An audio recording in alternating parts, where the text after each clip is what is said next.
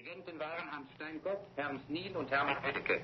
Als Solistin hörten Sie Lili Preissig, Sopran, Elisabeth Waldenau, Alt, Karl Schmidt-Walter, Bariton, Hans Bocke, Bariton und Wilhelm Strunz, Bass, Bariton. Die Sendung ist beendet.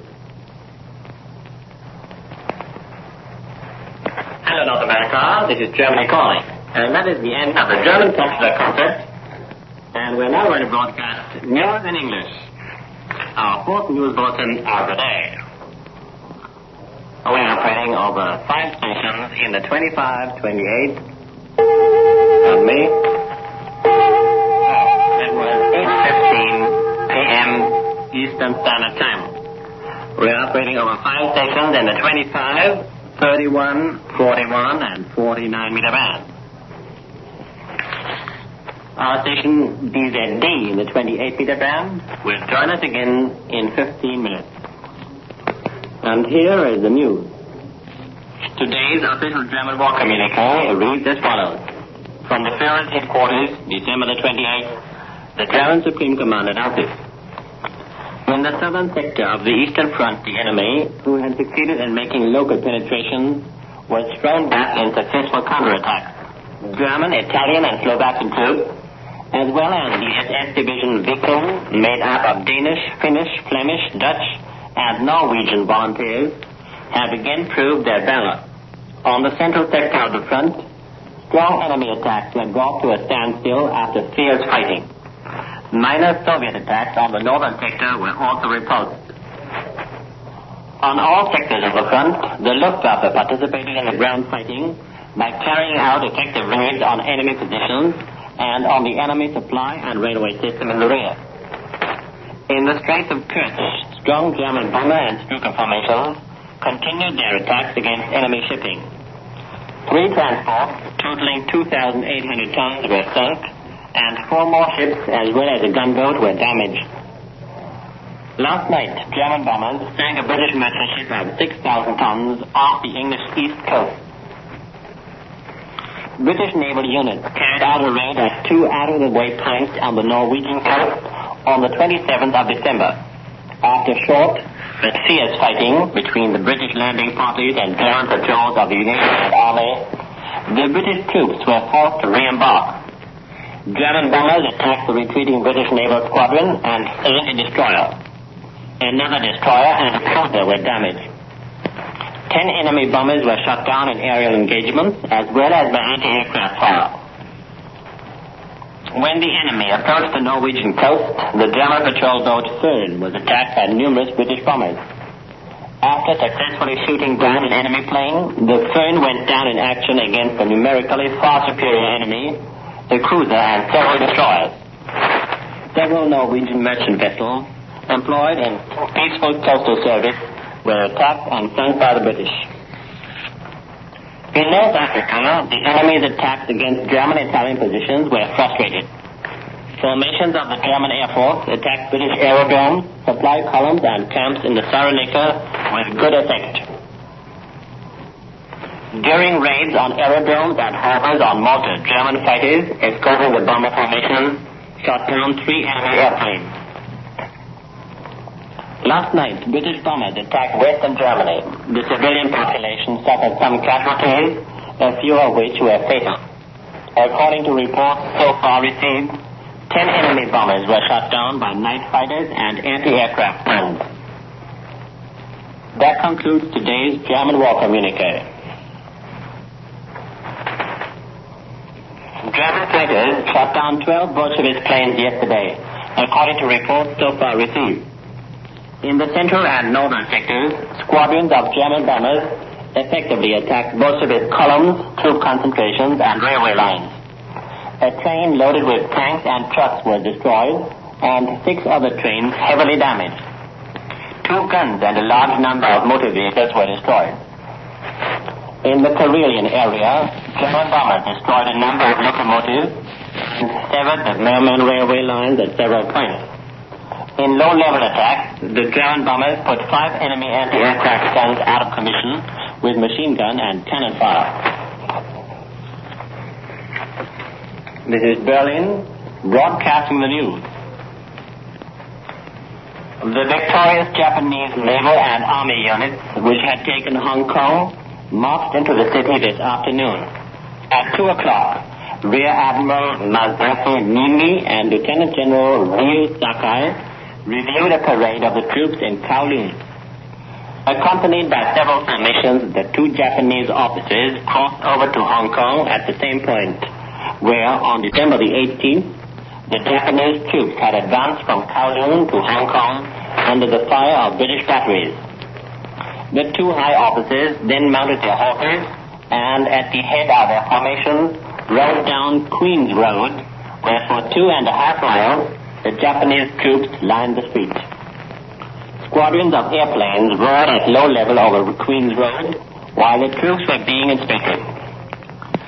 After the conclusion of the military ceremony, the Rear Admiral Nimi and Lieutenant General Sakai received representatives of the population in the residence of the governor. At the same time, Japanese military authorities took over the public installations and traffic system of the city. According to Domei, Japanese troops in their attack on Singapore have reached a point south of the Pongpom line. This line, which was supposed to withstand any attack for at least 3 months, was broken through in exactly 24 hours. The greatest part of the defenders, consisting of about 20,000 Indian troops, has been decimated to a fraction of its former strength. The British retreat evidently was a hasty one because they left behind them 40 tanks, 6 cannon of various caliber, 20 automobiles, and large numbers of other weapons. The battlefield south of the Pongpom line narrows down to a road approximately 6 yards wide. This highway was systematically fortified with bunkers, tank traps, and barbed wire entanglements. It was the only road open for the Japanese, as impenetrable jungle lined both sides of the road. The British had evidently planned to lure the Japanese into this roadway and, after cutting them off from their reinforcements, annihilate them. After the defense line began to crumble, the not over-enthusiastic Indian troops, which had withdrawn, became enraged over the British officers who had preferred to stay well behind the firing lines. A number of dead British officers who had evidently been killed by the Indian soldiers were found later by the Japanese troops.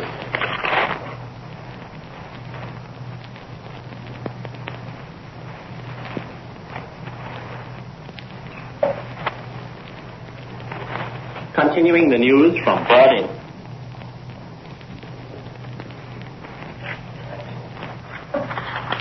The Speaker of the Army Department of the Imperial Japanese Headquarters in Tokyo stated that the Japanese command on Luzon discarded the declaration of Manila as an open city.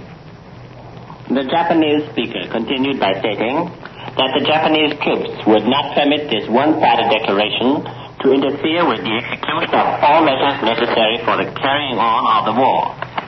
The speaker referred to the fact that Manila itself is the nerve center of the Philippine resistance and that the city is surrounded by important military and naval installations. The Japanese army speaker, however, stressed the fact that Japanese forces would limit their attacks to military objectives and nothing would be undertaken which resembled in the least the American, and that the city is surrounded by important military and naval installations. The Japanese army speaker, however, stressed the fact that Japanese forces would limit their attacks to military objectives and nothing would be undertaken which resembled in the least the American massacre of innocent Japanese nationals, such as took place shortly before the Japanese landing on Davao.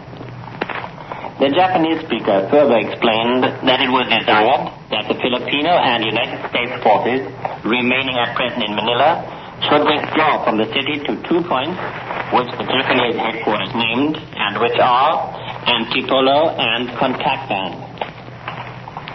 The Japanese army speaker stated further that the Imperial Japanese headquarters viewed the declaration of Manila as an open city as an attempt to arouse anti-Japanese feeling among the Filipinos by involving them directly in the actual hostilities.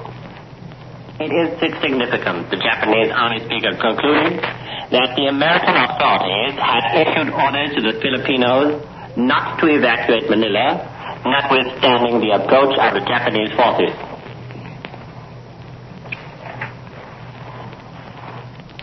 The American assets, now frozen in Japan, amount to more than 1,800,000,000 yen. A spokesman of the Japanese Finance Ministry stated yesterday. He emphasized that Japanese assets frozen in Great Britain and the United States have amounted to half that sum.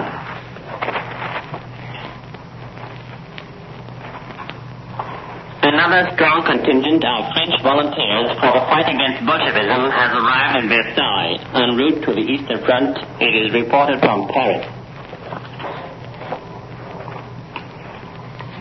Within the past few weeks, heavy fighting has been taking place on the Finnish front east of Helsinki.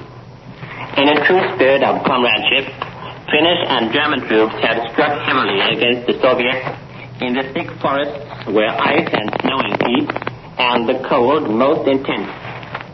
During the course of these operations, numerous small enemy detachments were completely crushed.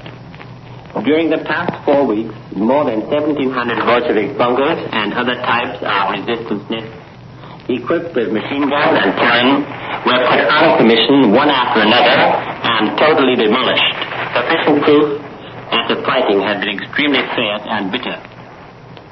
Bolshevik relief operations came to naught when German and Finnish units carried out a number of counter-thrusts which resulted in Soviet retreats and tremendous losses for the Bolsheviks. Thousands of Soviets were left behind on the field of battle, and almost countless numbers of others landed in prison camps. In addition, the Bolsheviks lost huge quantities of rifles, machine guns, trench mortars, cannon, winter equipment, and other war material. Franklin Delano Roosevelt promised peace but brought you war. And this, ladies and gentlemen, ends our fourth news bulletin in English in our transmission for North America. Thank you for your attention. Further news will be broadcast at 10:30 and 12 o'clock midnight Eastern Standard Time. The next news bulletin being due in exactly 2 hours and 3 minutes from now, as I said, 10:30 p.m. Eastern Standard Time. It is now.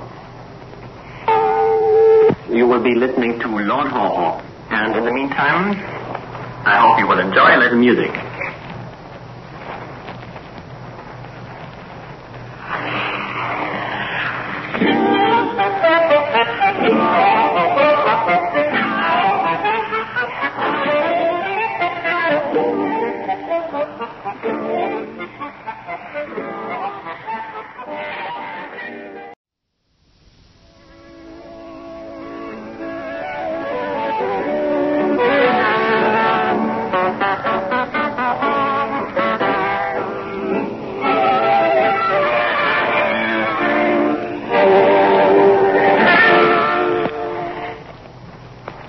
Hello, North America. Germany calling. We're operating again over 6 stations, 2 in the 25, and the others in the 28, 31, 41, and 49 meter band. We now present Lord Haw speaking to England.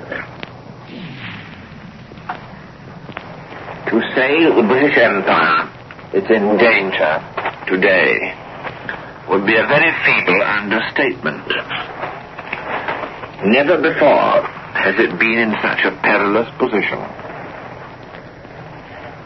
Until Roosevelt and Churchill so needlessly provoked Japan into taking up arms, the greater part of the British Empire felt itself outside the war zone.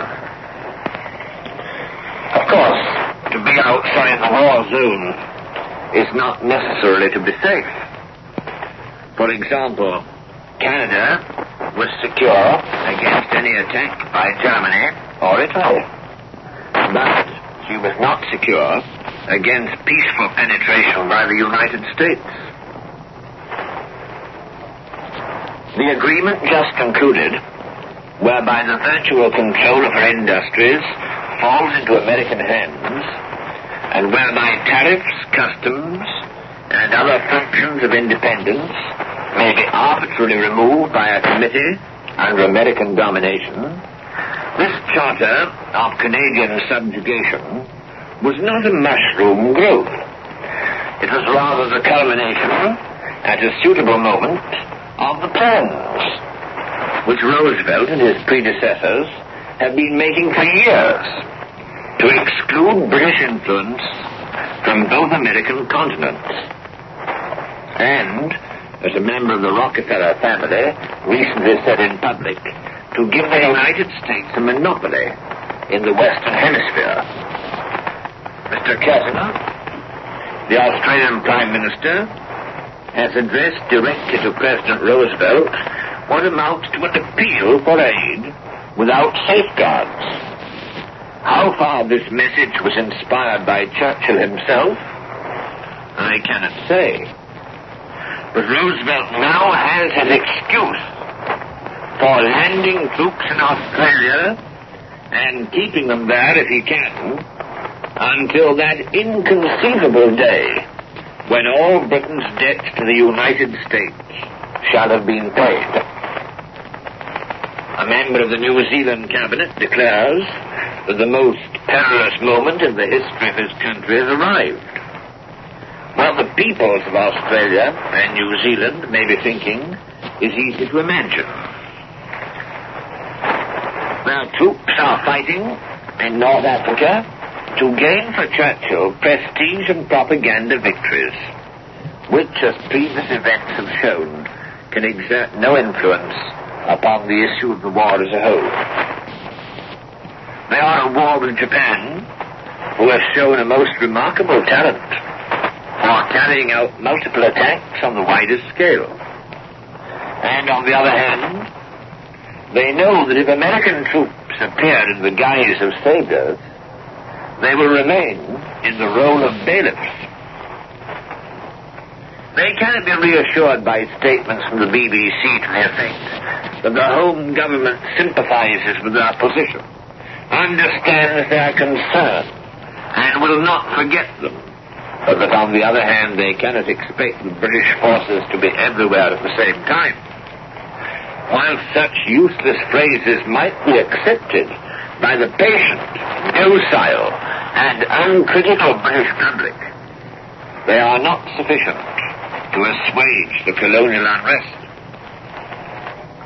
Now, it is all the more remarkable that the United States should be gaining such an ascendancy over the British Empire, when Roosevelt's conduct of the war against Japan has been such a signal failure up to the present. Having lost his Pacific fleet, he can hardly afford to pose as the master of the situation. And yet, Mr. Churchill will, in my opinion, bow to his wishes, even more obsequiously than in the past. Without wishing in the smallest degree to underestimate the function of air power in the East Asian and Pacific War, a function which the Japanese have demonstrated with splendid success, I cannot help attributing Britain's present horrible dilemma to her naval weakness, at least in large part. A theatre of war including the Pacific Ocean must needs raise great naval problems. If any British Prime Minister today were able to compensate for American naval losses by sending a large fleet to the Pacific, he could, if he had the will, tell Roosevelt to keep his hands off the Empire. The Royal Navy has no ships to spare, and the fate of the Prince of Wales and the Repulse is a token that a few warships would not be enough. Many are needed. The absolute size of a navy is of secondary importance in comparison with the range of tasks which it has to perform. For example, Switzerland does not need any battle cruisers.